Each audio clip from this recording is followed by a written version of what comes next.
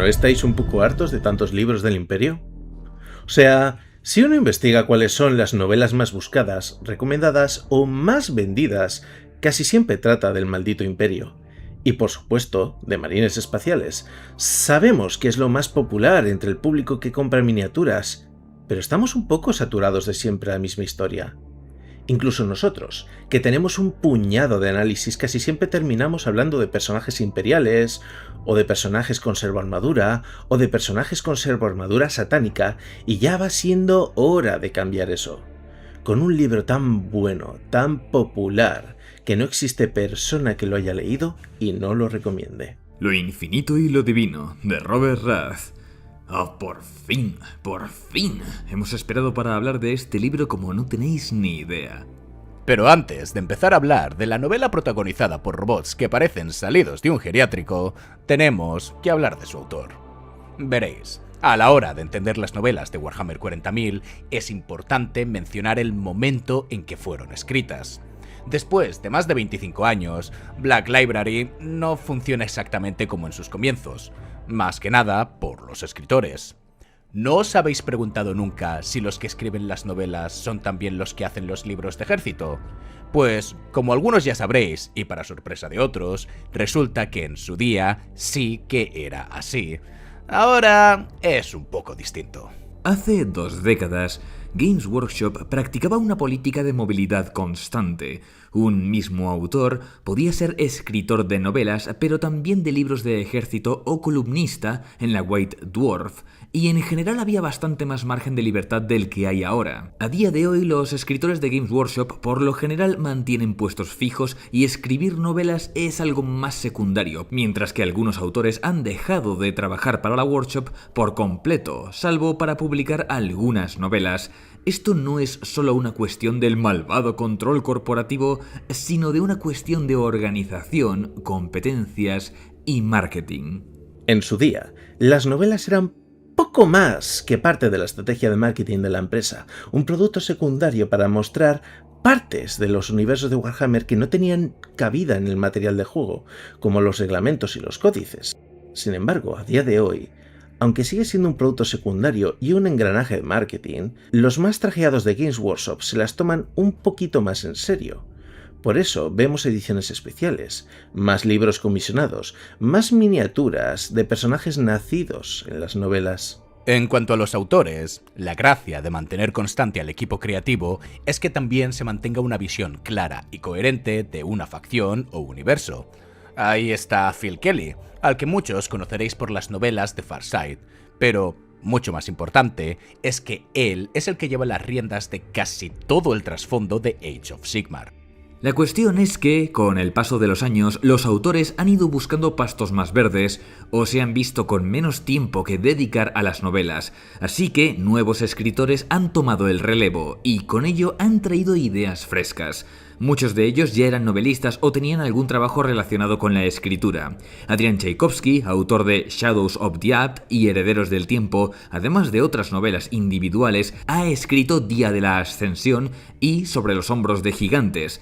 Mike Brooks, autor de las crónicas del dios Rey y Keiko, ha hecho un buen puñado de publicaciones para Black Library. Nuestro endiosado Peter Fehervary trabaja como editor para la televisión inglesa. Y finalmente, Robert Rath es guionista en el canal Extra History. Mira, ahí lo tenéis. Esto de traer nuevos autores que trabajan de forma libre publicando para Black Library es algo que ha permitido la entrada de nuevas ideas y perspectivas, trabajos que van más allá del pajerío de marines, novelas de orcos, de cultos Genestealer, de las casas de navegantes y lo que traemos hoy aquí, una historia de 2 ratas muy viejas pegándose por un churrón metálico.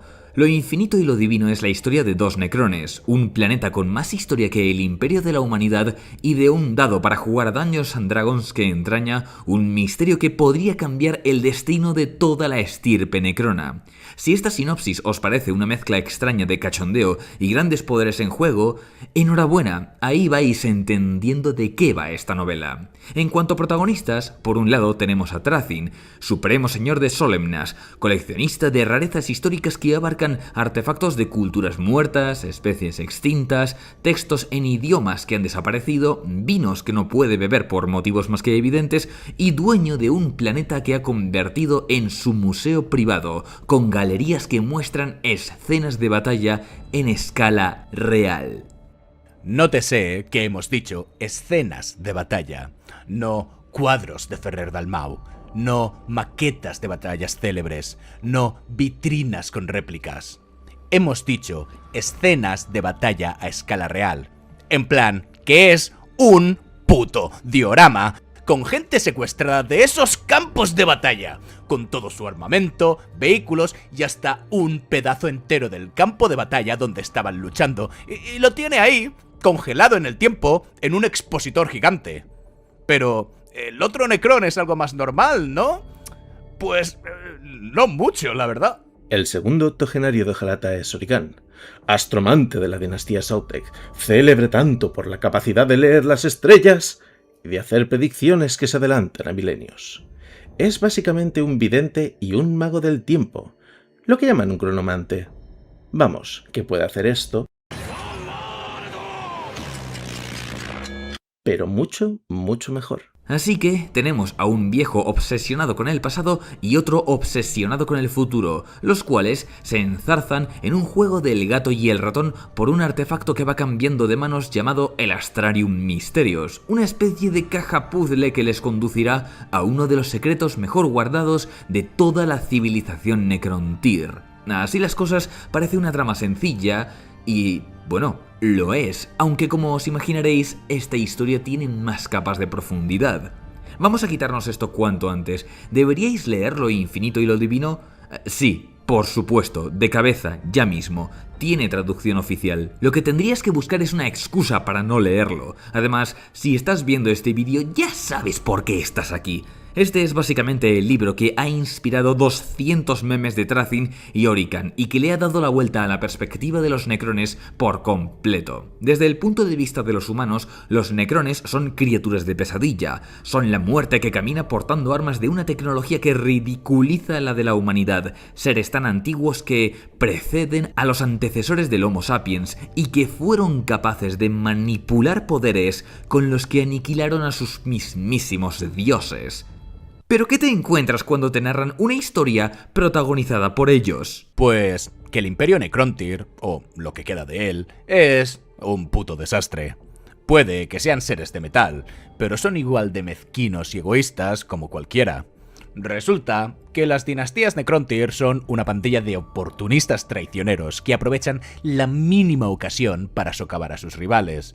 Lo que queda de su reino está plagado por fallos de programación que les ha frito lo que sea que tengan por cerebro, y en general no se diferencian demasiado de su contrapartida humana en cuanto a lo absurdo de sus jerarquías y tribulaciones banales.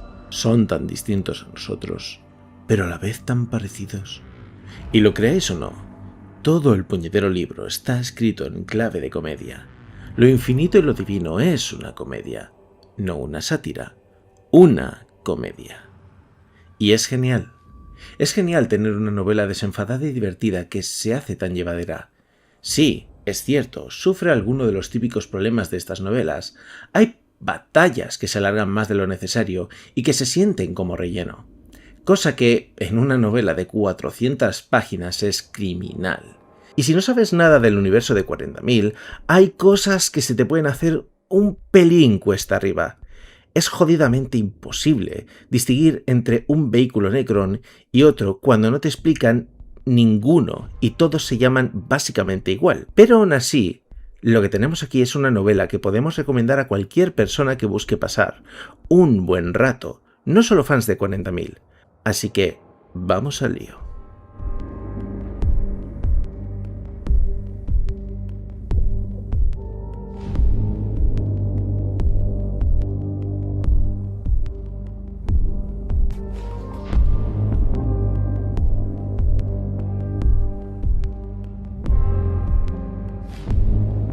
Decir que Orican y Thracin son el cuerpo y alma de la obra se queda corto. Lo que tenemos entre manos es un par de personajes pintorescos que rebosan carisma a cada página, como si, aparte de competir entre ellos por un premio cósmico, estuvieran peleándose por la atención del lector.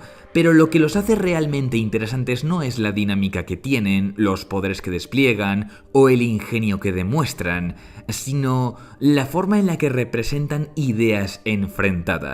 A menudo hablamos de cómo las mejores obras de Warhammer 40.000 son las que pueden tomar el concepto fundamental de una facción o personaje y trabajar a partir de este como el cimiento de una idea más amplia, o tratar de subvertirla. En el caso de esta novela, el rasgo más característico de estos dos personajes es que son, a efectos prácticos, inmortales, muy a la par de obras como Last Odyssey, Entrevista con el vampiro, El hombre de la tierra y El libro de otro lugar. Lo infinito y lo divino se toma mucho más en serio la perspectiva de seres que han estado circulando por el universo durante mucho tiempo, de manera que el papel que juegan estos necrones va más allá de una gimmick, se convierte en una parte integral de estos personajes. Hablemos de Thracin primero. Creo que a estas alturas es difícil no haber visto algún meme que te dé una idea aproximada de quién es este tipo. Un coleccionista desvergonzado que roba curiosidades por toda la galaxia como si tuviera complejo de imperialista inglés. Y sí, los contenidos de su galería y sus manierismos del personaje hacen que parezca un bufón, pero lo que hay bajo la superficie es un individuo con una preocupación por la preservación que es genuina. Thracin no roba por capricho, no es un cleptómano. Es un arqueólogo y un antropólogo consumado, alguien fascinado por el alzamiento y caída de civilizaciones, culturas y especies enteras. Que, a ver, sí, de cuando en cuando actúa como una persona que dice adorar a los animales mientras atraviesa a una mariposa con una aguja. Pero convengamos que dentro del espectro de personajes de Warhammer 40.000 se acerca a lo que podríamos llamar un humanista. En cuanto a Orican, hay que tener en cuenta que cuando se habla de lo divino, no se refiere a lo sagrado, sino a la adivinación. Cosa que dentro de la sociedad necrona no es ninguna broma. De hecho, como anotación, el título del libro tampoco se refiere a la divinidad o al concepto de lo infinito, sino que son los títulos de cada uno de los protagonistas. Orican es un astromante, lo que significa que ha desarrollado una capacidad precognitiva casi absoluta mediante la lectura de cartas astrales y la observación del movimiento de cuerpos celestes. De cuando en cuando parece un mago, sí. Hay algo de esoterismo en él. Pero lo que de verdad importa es que es un personaje perdido por completo en un mundo ajeno, de ecuaciones, cálculos y predicciones. No es un introvertido. Es alguien cuya visión va más allá de la materia, que habita espacios de abstracción en los que puede invocar energías del mismísimo tejido de la realidad. Para él, su mayor obsesión es la idea de la trascendencia, de lo que hay más allá de lo corpóreo. Aquí es donde surge la verdadera rivalidad. Thracin y Orican representan un enfrentamiento de lo material contra lo ideal, de atesorar y apreciar las obras del pasado contra buscar un futuro que desdeña lo artificial. Es realmente interesante cuando lo piensas, porque en ambos casos encontramos personajes que de una u otra forma desprecian, y con razón, el estado en el que se encuentra su raza, pero cuya postura filosófica con respecto al paso del tiempo y el estatismo constante y literalmente desalmado de los necrones los lleva a posiciones contrarias. Y ya que lo hemos mencionado, habría que hablar de eso, del tiempo.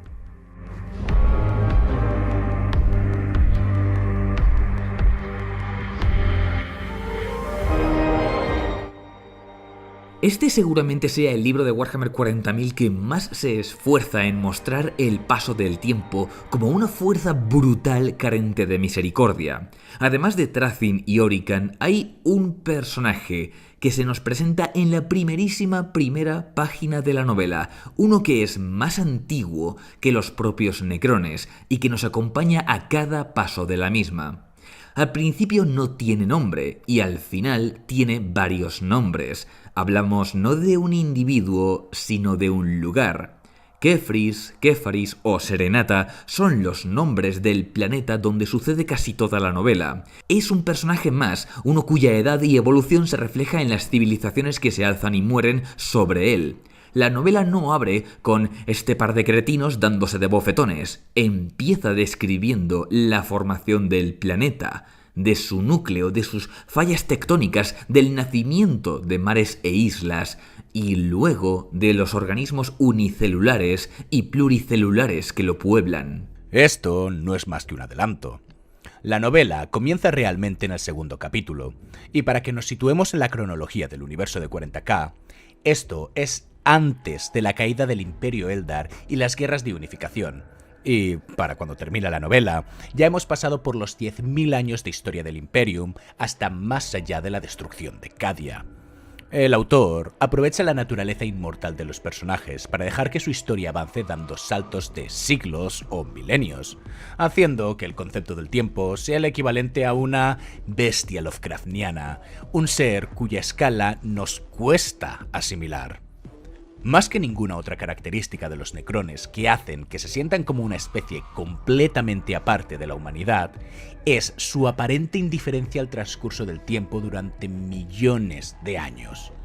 No miles, millones. Al comienzo del libro casi se bromea con esto al decir de pasada que una obra de teatro necrona puede alargarse durante décadas, pero luego vemos cosas como Orican estudiando las escrituras de una Datosmante durante siglos, o diferentes encuentros entre Orican y Thracin cada varios milenios en el mismo capítulo. Entretanto, ocurre la totalidad de novelas del catálogo de Black Library, mientras estos dos pasan de largo como si nada importara. ¿Os parece que la herejía de Horus es muy importante? Bueno, pues para Thracin no es más que un espectáculo. Así es como se representa uno de los mayores conflictos de la historia de la humanidad y la piedra angular del Imperium para esta gente. En general, Thracin no había tenido mucho interés por los humanos. Los coleccionaba, claro, porque coleccionaba de todo, pero los consideraba al mismo nivel que los orcos, o que a diferentes clases de algas carnívoras. Su expansión por el cosmos había destruido muchas civilizaciones más interesantes, y desde el encumbramiento del emperador, su cultura tenía una absoluta igualdad que lo aburría. Si a Thracin le interesara la mera habilidad de propagarse y expandirse, se hubiera pasado la eternidad coleccionando bacterias. Que algo fuera exitoso y ubicuo no lo hacía fascinante, solo común. Pero la herejía lo cambió todo. Antes de ella solo había colonización y asentamiento. Pero esto era historia. Esto era drama, traición, conflicto, hermano luchando contra hermano por el Golfo de las Estrellas, imperios que se alzaban y caían, héroes y rebeldes. Coleccionaba tanto que comenzaba a preocuparle el haberse pasado, sobre todo porque no había parado. Siglos después del asedio a Terra y aún continuaba reuniendo artefactos humanos siempre que podía. Y ahora ya no solo tenía especímenes, sino especímenes de repuesto e incluso repuestos de los repuestos. Me gusta pensar que esto es una broma muy meta. Dicho esto, y volviendo con el planeta Céfaris, este es un espejo de esa realidad. La de que el tiempo pasa y todo cuanto nace debe morir. Una ironía de campeonato, siendo este libro protagonizado por necrones. A lo largo del libro se nos recuerda la transformación constante del planeta y cómo toda nueva vida crece sobre los restos del anterior y lo transforma. Los Eldars exóditas de antaño, los colonos humanos que erigen sus primeras ciudades sobre los esqueletos de dinosaurios y cuyo enfrentamiento con orcos comienza a secar los mares, la posterior contaminación que convierte un mundo marino en un yermo y, finalmente, el trauma que lleva a la extinción de toda la vida en el planeta. Céfaris es, en sí mismo, un microcosmos del universo de Warhammer 40.000, y los dos personajes que nos acompañan son testigos de todo ello. Pero también los polos opuestos a la hora de contemplar este devenir de civilizaciones. El momento clave de la tesis y la antítesis que sostienen Thracin y Orican no la experimentamos a través de una batalla, sino de una conversación en una cafetería mientras un grupo de músicos callejeros trata de ganarse la vida, en la que Thracin muestra apego y Orican se distancia de todo. Echo de menos la música, confesó Thracin. En mi estimación, es una de las grandes cosas que los dioses muertos nos arrebataron. Tenemos cantos algorítmicos. Cierto, mi querido astromante, pero ¿podemos hacer lo que ese cuarteto de pobres músicos puede hacer? Mira cómo el de la cítara marca el tiempo, cómo lo siguen los otros. Una canción que nadie ha oído antes, un acto de creación pura. Y, sin embargo, una que habla de lo que una vez fue este lugar. Música que evoca las frescas brisas de la isla que acariciaron esas orillas hace siglos, cuando los mares estaban altos. Música que contiene el recuerdo. ¿Pueden tus benditos cánticos algorítmicos hacer eso? No. Simplemente reforman la fibra del espacio-tiempo, transmutan la materia y portan objetos a través de la piel dimensional del universo. Los cantos algorítmicos son útiles. Es por eso que los que conocen las palabras arcanas son parte de una selecta orden inmortal, mientras que esos insectos de corta vida tocan por las monedas que le tiran los viajeros boquiabiertos sin que ni su propia gente les reconozca su valor. Lo que quiero decir, Orican, estimado, es que este lugar tiene memoria, un sentido de su historia única que trasciende los milenios. Mira esas columnas talladas en el Palacio de Justicia, mármol, pero amarillento por el tiempo, tallado como grandes trozos de hueso de reptil. La escritura en los carteles de la calle, con su forma que tanto recuerda a las runas Eldar, esa música, rememorando mares y olas que se retiraron hace mucho tiempo. Todo esto es el producto del pasado, historia viviente. Han mantenido lo que consideraban que valía la pena conservarse y han continuado adelante. Nosotros tenemos historia. Una historia mejor. Sí que la tenemos. Batallas titánicas, guerras por todo el mapa de las estrellas, cosas que esos campesinos no podrían ni imaginar. Pero tampoco cambiamos. Nuestra cultura está estancada, paralizada y en muchos sentidos es menos vital que la de esos humanos. Puedes sentir este planeta, ¿verdad? Ellos sí pueden. Serenata les canta. Este breve momento es donde reside la riqueza de esta novela, comprimida en una tranquila tarde veraniega. La novela tiene cosas geniales, tiene batallas absurdas y espectaculares, aunque a veces se alargan más de lo necesario.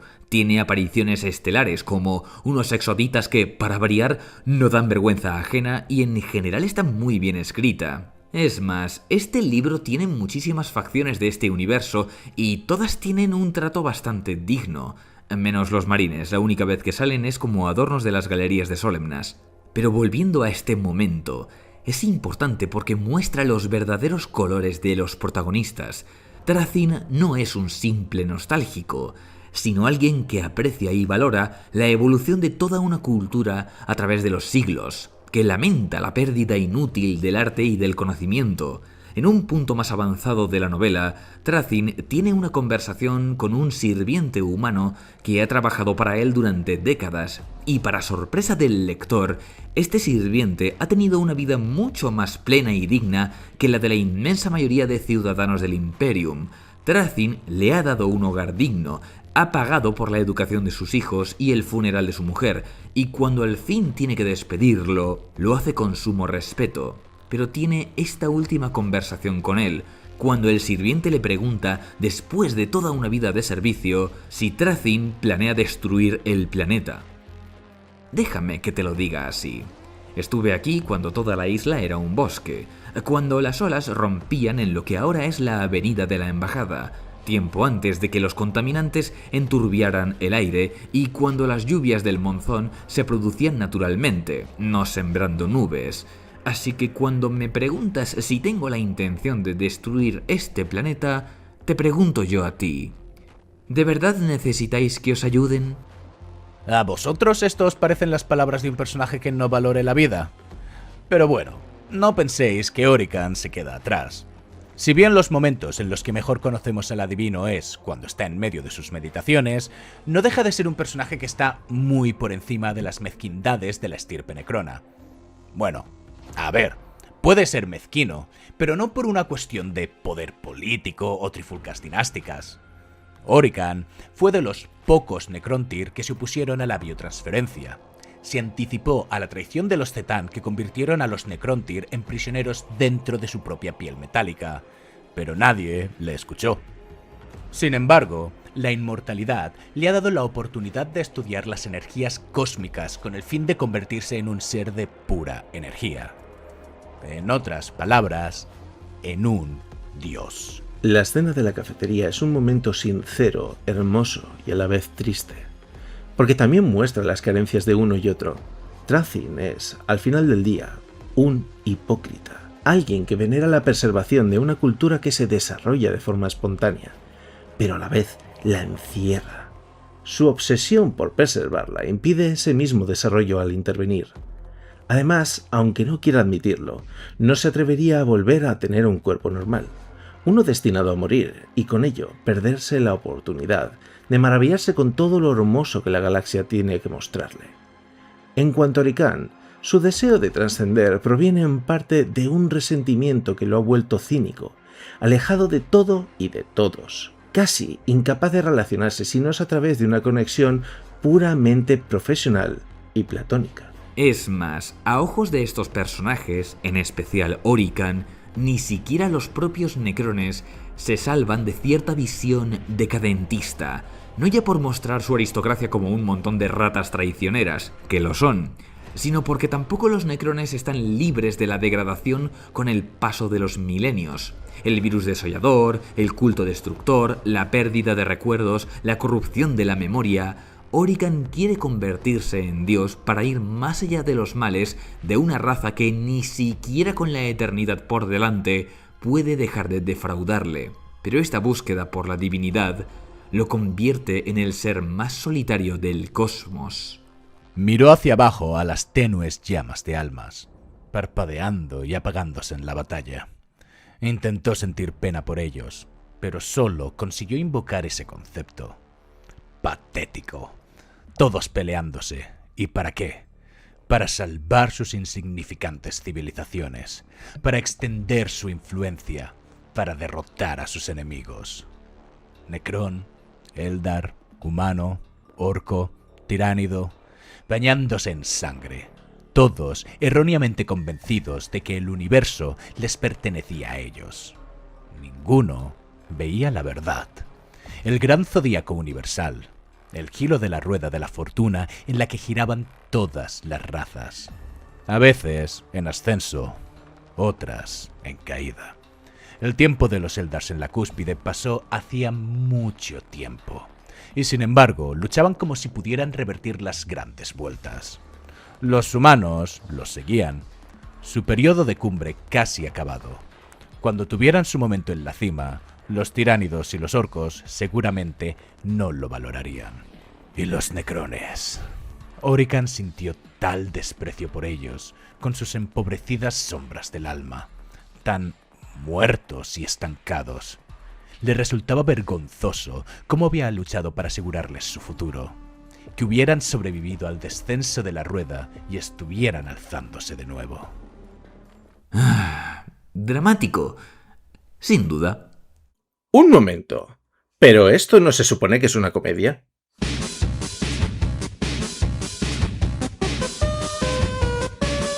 Lo infinito y lo divino es, hasta cierto punto, una comedia. No una sátira, una auténtica comedia. La novela está escrita en clave humorística, cosa más que manifiesta a través de su estilo y de las situaciones completamente ridículas que te cuenta. El humor está repartido a lo largo del libro de manera que nunca abusa de tu atención, pero tampoco te abandona con cosas como estas. Los estantes están llenos, mi señor. Estamos por encima de nuestra capacidad. Humildemente, he sugerido que extendamos la colección al espacio que actualmente ocupan las bodegas de vino. Pero entonces, ¿dónde pondré mi vino? ¿Usted no bebe vino, mi señor? ¡Claro que no!, replicó Thracyn. Es demasiado valioso. Se aproximan torpedos, dijo Thracyn. Capto formas de vida a bordo, abordadores. Thracyn, nuestras naves no tienen atmósfera. No están presurizadas. ¿Los orcos respiran? Bueno, tienen pulmones. Preparados para repeler el abordaje, por si acaso. Orican miró hacia atrás, a los asientos de platea. donde los acomodadores y las estrellas de la industria pictográfica iban pasando por los pasillos con hachas y cuchillos, asesinando tranquilamente al pasivo público, gaznate a gaznate. Cada muerte apenas causaba una ligera modificación en las ondas mentales de sus vecinos. ¡Estúpido bastardo! Se burló Orican. ¡Nos has conseguido asientos de palco para un golpe de estado! Bueno, las críticas eran muy buenas. Lo segundo que hace el libro es presentaros situaciones loquísimas como no os hacéis idea. En las novelas imperiales las batallas son algo épico y exagerado, mientras que aquí tenemos cosas como una batalla dentro de un diorama de Gorka Morka, o toda la parte del juicio. Dios mío, la parte del juicio. Al principio de la novela, Trazyn y Orican acuden a un juicio por la custodia del Astrarium y todo el capítulo se narra como una representación teatral chistosa. Los diálogos, el ritmo, todo en general es una gigantesca broma.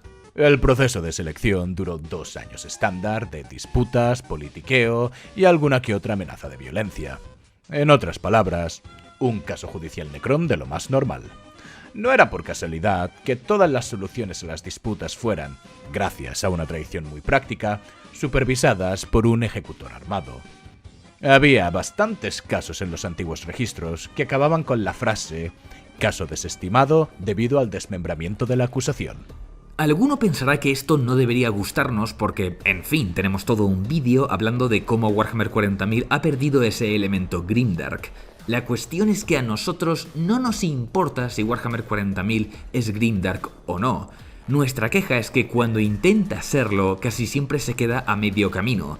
Pero si tenemos cosas como esta, que no pretende tener nada de grimdark, ¿qué nos importa? Nada. Al contrario, nos encanta algo que cambia un poco el tono y ofrece algo fresco. Si pretendes ser una novela seria que muestra los horrores de la guerra, atrévete a hacerlo. Si vas a ser una historia de aventuras, por lo menos sé entretenida. Si quieres ser una comedia, hazme reír. Es muy simple, solo pedimos un poquito de coherencia, y lo infinito y lo divino cumple sobradamente. Así pues, ¿nos queda algo que decir de este libro? Ah, sí, una cosa más. La visión romántica.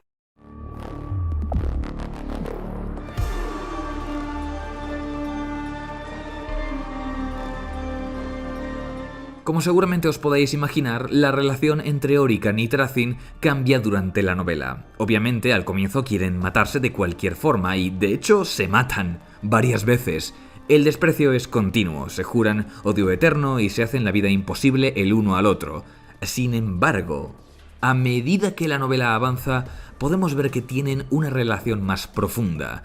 Podríamos decir que nos recuerda a esas parejas de ancianos que han vivido toda la vida juntos y han llegado a ese punto de su vida en el que saben tanto el uno del otro que ya no se sorprenden por nada.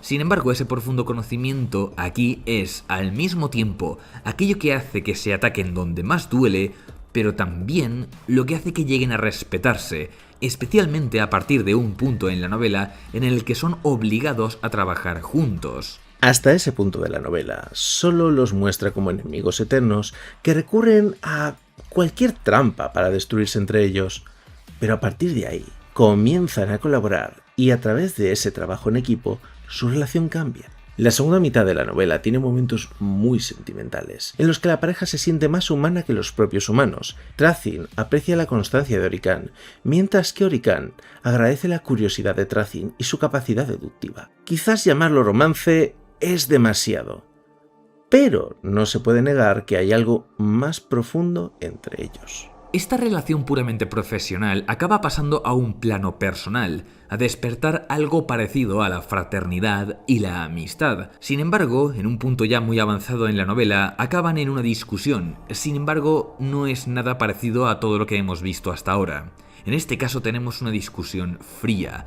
No hay gritos, no hay insultos, es algo diferente. Al comienzo, Trazyn habla de cómo él fue encadenado y arrastrado a la biotransferencia, pero Orican le corta y le niega sus palabras. Nos dice directamente que no fue así como pasó, que el recuerdo de Trazyn es falso. Orican recuerda que Thrasin estaba encantado por la idea de la inmortalidad, porque el cambio de la carne al metal le daría poder y el tiempo para explorar eternamente la galaxia y así aumentar su colección, y nos remata con el recuerdo de cómo comenzó su odio hacia Thrasin, cuando fue él y otros guardias armados quienes arrastraron a Orican de su biblioteca para acabar en los biohornos. Ante esto, Thrasin no se lo discute, sino que le pide perdón. Eres un talento característico, Orican. Rival o no, la galaxia es un lugar más interesante contigo suelto por ahí. Y me alegro de haber llegado a este punto, voluntariamente o no, donde estamos del mismo lado. Nadie se merece lo que pasó durante la biotransferencia. Nadie. Nuestra raza saltó de un precipicio confiando en la promesa de que tendríamos alas, y nos engañaron. Mi único reparo, amigo mío, es que no te aferras con tanta fuerza a esos recuerdos. Cuando el embaucador creó los cuerpos que habitamos, los retorció y retorció nuestros engramas. No puedo recordar cómo era mi antiguo rostro o el lugar donde nací. No sería tan disparatado que el embaucador nos hubiera plantado falsos recuerdos para sembrar la discordia entre los nuestros, pero si es cierto lo que dices, lo lamento. Quizá sea que estamos mal acostumbrados a no ver demasiados momentos como este en la literatura de Warhammer, pero yo personalmente agradezco este momento de vulnerabilidad emocional genuina, el momento donde vemos su verdadera historia, o al menos una historia que desafía el recuerdo que poseen, pero están dispuestos a aceptarlo para seguir trabajando juntos. Quizá también por eso Thrasin y Orican siempre giran el uno en torno al otro, porque nadie más en el cosmos les entiende o les entenderá mejor que su mayor enemigo. Es una exploración de las relaciones casi única en las novelas de Warhammer 40.000, y yo estoy encantado de habérmela encontrado. En fin, que por si no ha quedado claro, el libro es bueno, es genuinamente bueno. Sus personajes son increíbles, su historia está bien escrita, el humor es maravilloso, y el final es apoteósico. Os lo digo de verdad, más que una batalla de Warhammer parece un capítulo de Gurren Lagann. No nos hemos parado a hablar del final porque es algo que preferimos que descubráis por vosotros mismos, pero os garantizo que es bárbaro. Es un libro distinto a todo lo que hemos analizado hasta ahora, no solo porque es de una raza alienígena, que parece que últimamente Games Workshop está más interesada en darles atención, sino porque es una obra genial que trata de gustarle a cualquiera, sea fan de Warhammer o no, y creemos que lo consigue de sobra. Y dicho esto, el triunvirato ha hablado, y os desea a todos una feliz tarde. ¡Chao!